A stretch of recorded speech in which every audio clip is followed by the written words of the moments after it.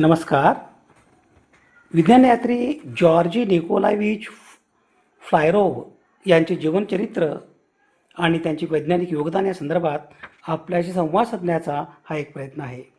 अशा महत्त्वपूर्ण विषयासाठी कृपया चॅनलला सबस्क्राईब करा. आपली मते आणि सूचना कमेंट बॉक्समध्ये लिहा. जॉर्जी निकोलायविच फ्लायरोव्ह हे रशिया देशाचे भौतिकशास्त्रज्ञ, उत्स्फूर्त विखंडन म्हणजे स्पॉन्टेनियस फिशन, स्फटिकीकरण, क्रिस्टलोग्राफी आणि भौतिकी विज्ञान म्हणजे मटेरियल सायन्स या क्षेत्रातील संशोधनासाठी त्यांची ओळख आहे. त्यांच्या स्मरणार्थ मूलद्रव्य 114चे नामकरण फ्लोरोफियम असे करण्यात आले आहे. जॉर्जी निकोलायविच यांचा जन्मदिनांक 2 मार्च 1913 रोजी रशिया देशातील रोस्तव ऑन डॉन या शहरात झाला.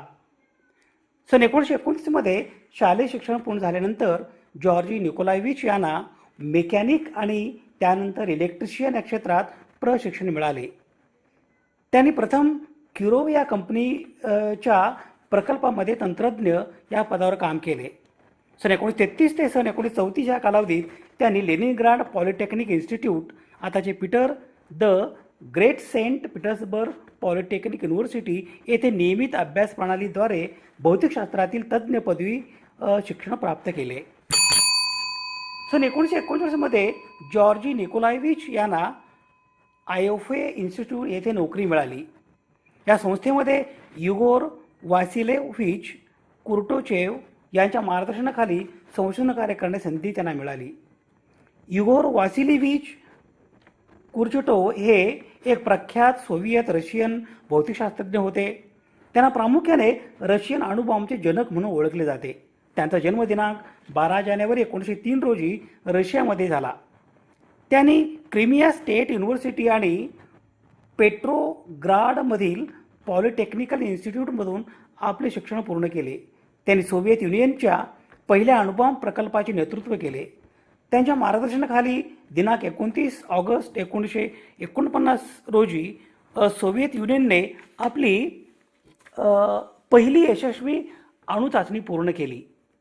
त्यांनी केवळ शस्त्रास्त्रावरच नाही तर आण्विक ऊर्जेचा शांततेसाठी वापर करण्यावरही भर दिला. जगातील पहिल्या अणुऊर्जा केंद्राच्या निर्मितीतही त्यांचे मोठे योगदान आहे. त्यांच्या सन्मानार्थ सन 1960मध्ये मॉस्कोमधील अणुऊर्जा संस्थेचे नाव बदलून कुर्चेटोव संस्था असे ठेवण्यात आले. त्यांना hero of the socialist labour या पुरस्काराने 3 वेळा सन्मानित करण्यात आले होते. दिनांक 7 फेब्रुवारी 1960 रोजी मॉस्को येथे त्यांचे निधन झाले. सुरुवातीला जॉर्जी निकोलायविच यांनी मिखाईल रुसिनोव यांच्यासोबत सन 1939मध्ये फिशन ॲप्लिकेशन्समध्ये काम केले. मिखाईल रुसिनोव हे एक प्रख्यात रशियन शास्त्रज्ञ ज्यांनी ऑप्टिक्स म्हणजे प्रकाशशास्त्र क्षेत्रात मोठे योगदान दिले आहे. त्यांनी कॉम्प्युटेशनल ऑप्टिक्सच्या सोव्हिएत सायन्स स्कूलची सहस्थापना केली. त्यांनी प्रकाशाशी संबंधित अनेक महत्त्वाच्या घटनांचा शोध लावला, जसे की ॲबेरेशन, विग्नेटिंग, प्रोजेक्शन सेंटर, डिस्टॉर्शन आणि सेकंड ऑर्डर ॲबेरेशन. त्यांनी विशेषतः हवाई छायाचित्रणासाठी उपयुक्त असे वाईड अँगल लेन्स विकसित केले, ज्यासाठी त्यांना सोव्हिएत युनियनचा सर्वोच्च सन्मान मिळाला होता. त्याने technical optics, non spherical surfaces in optics यासारखी 150हून अधिक वैज्ञानिक शोध निबंध आणि 18 महत्त्वाची पुस्तके लिहिली आहेत. त्यांना त्यांच्या कामासाठी रशियाचा प्रसिद्ध लेनिन पुरस्कार आणि अनेक वेळा USSR स्टेट प्राइज देऊन गौरवण्यात आले. जॉर्जी निकोलायविच यांनी सन 1940मध्ये कॉन्स्टॅटिन पेट्रोझाक यांच्यासोबत 1940मध्ये उत्स्फूर्त विखंडन म्हणजे स्पॉन्टेनियस फिशन याचा शोध लावला. कॉन्स्टॅटिन ॲटोनोव्हिच पेट्रोझॅक हे प्रसिद्ध सोव्हिएत शास्त्रज्ञ होते, ज्यांनी भौतिकशास्त्रात मोलाचे योगदान दिले आहे. त्यांनी सन 1940मध्ये जॉर्जी निकोलायविच यांच्यासह युरेनियमच्या उत्स्फूर्त विखंडनाचा शोध लावला. या शोधामुळे अणुभौतिकशास्त्रामध्ये मोठी प्रगती झाली. ते लेनिनग्राडमधील प्रतिष्ठित रेडियम इन्स्टिट्यूट आणि लेनिनग्राड स्टेट युनिव्हर्सिटीमध्ये कार्यरत होते.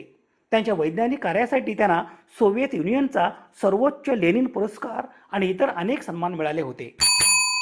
जॉर्जी निकोलायविच यांनी सन 1970च्या दशकात सिबोर्जियम आणि बोहोरियम या दोन संक्रमण धातूंचा शोध लावला. त्यांनी सन 1957मध्ये दुबना येथील joint institute for nuclear research मुख्य प्रयोगशाळांपैकी एक असलेल्या Flerov laboratory of nuclear reaction म्हणजे FLNR याची स्थापना केली.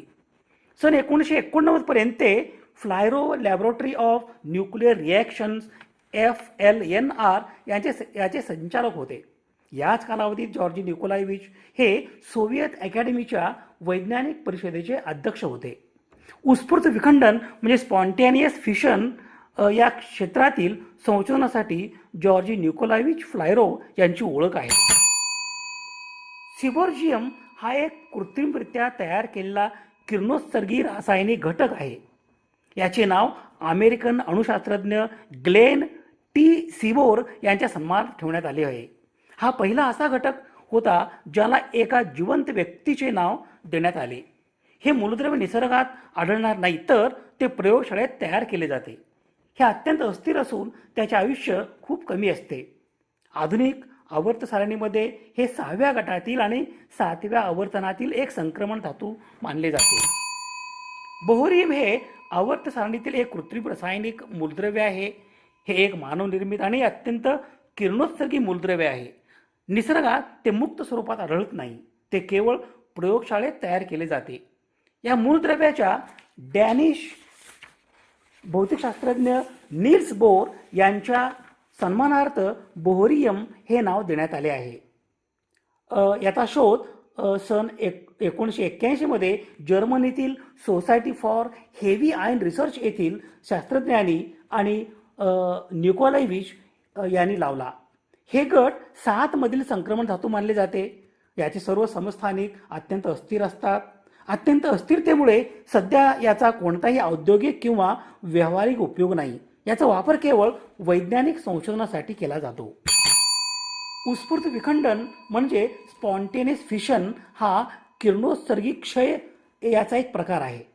यामध्ये एक जड अणुकेंद्रक 2 किंवा अधिक हलक्या केंद्रकामध्ये विभाजित होतात. या प्रकारात किरणोत्सर्गी क्षय सुरू करण्यासाठी कोणत्याही घटकांची किंवा उत्तेजक कणांची गरज नाही. उत्स्फूर्त विखंडन ही पूर्णपणे संभाव्य प्रक्रिया आहे. उत्स्फूर्त विखंडन ही अतिभारी घटकासाठी एक प्रबळ क्षय मोड आहे.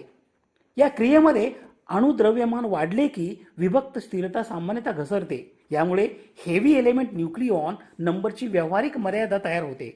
नैसर्गिक आणि कृत्रिम दोन्ही भौतिक प्रक्रियाद्वारे तात्काळ जड न्यूक्लिओइड तयार केले जाऊ शकतात. यामुळे आदिम रेडिओ न्यूक्लियाइड्स मधील किरकोळ क्षय शाखा व्यतिरिक्त निसर्गात उत्स्फूर्त विखंडन दिसून येत नाही. उत्स्फूर्त विखंडनासाठी सर्वात सामान्य अनुप्रयोग काही ठराविक वापरासाठी न्यूट्रॉन स्रोत म्हणून आहे. हे न्यूट्रॉन इमेजिंग सारख्या उपयोजनासाठी वापरले जाऊ शकतात किंवा अणुभट्ट्या आणि आण्विक शस्त्रामध्ये सामान्य असलेल्या लक्ष्यांचे प्रेरित विखंडन सुरू करण्यासह अतिरिक्त आण्विक प्रतिक्रिया चालू शकतात. युरेनियमचे उच्च प्रमाण असलेल्या स्फटिकामध्ये उत्स्फूर्त विखंडनातून निर्माण होणारी विखंडन उत्पादने स्फटिकाच्या संरचनेतून तुकड्यामधून मागे सरकत असताना नुकसानीचे मार्ग तयार करतात. ट्रेल्स संख्या किंवा फिशन ट्रॅक डेटिंगद्वारे नमुन्याच्या वयाचा अंदाज लावण्यासाठी वापरला जाऊ शकतो. सन 1938 मध्ये ऑटो हॉर्न आणि फ्रिट्झ आणि स्ट्रासमन यांनी प्रेरित विखंडन शोधल्यानंतर सोव्हिएत भौतिकशास्त्रज्ञ जॉर्जी निकोलायविच आणि कॉन्स्टॅटिन पेट्रोझाक यांनी युरेनियम न्यूक्लियेवर घटना न्यूट्रॉन ऊर्जेचे परिणाम शोधण्यासाठी प्रयोग करण्यास सुरुवात केली. क्षय होण्यास प्रवृत्त करण्यासाठी कोणतेही न्यूट्रॉन नसतानाही त्यांच्या उपकरणाने विखंड तुकड्यांची नोंद केली आणि मॉस्को मेट्रोच्या डायनॅमो स्टेशनच्या बोगद्यामधून 60 मीटर भूगर्भात उपकरणे हलवल्यानंतरही त्याचा प्रभाव वैश्विक किरणांच्या प्रभावापासून दूर ठेवण्यास प्रयत्नात कायम राहिला. प्रेरित विखंडनाचा शोध स्वतःच आश्चर्यचकित करणारा होता आणि निरीक्षण केलेल्या क्षयासाठी जबाबदार असणारी कोणतीही अन्य यंत्रणा ज्ञात नव्हती. अशा प्रभावाचे स्पष्टीकरण केवळ बाह्य प्रभावाशिवाय युरेनियम केंद्रकाच्या उत्स्फूर्त विखंडनाद्वारे केले जाऊ शकते. जॉर्जी निकोलायविच हे रशिया देशाचे अणुभौतिकशास्त्रज्ञ, उत्स्फूर्त विखंडन म्हणजे स्पॉन्टेनियस फिशन, स्फटिकीकरणशास्त्र, क्रिस्टलोग्राफी आणि भौतिकी विज्ञान म्हणजे मटेरियल सायन्स या क्षेत्रातील संशोधनासाठी त्यांची ओळख आहे. त्यांनी सन 1940मध्ये कॉन्स्टँटिन पेट्रोझाक यांच्यासोबत उत्स्फूर्त विखंडन स्पॉन्टेनियस फिशन शोधून काढले.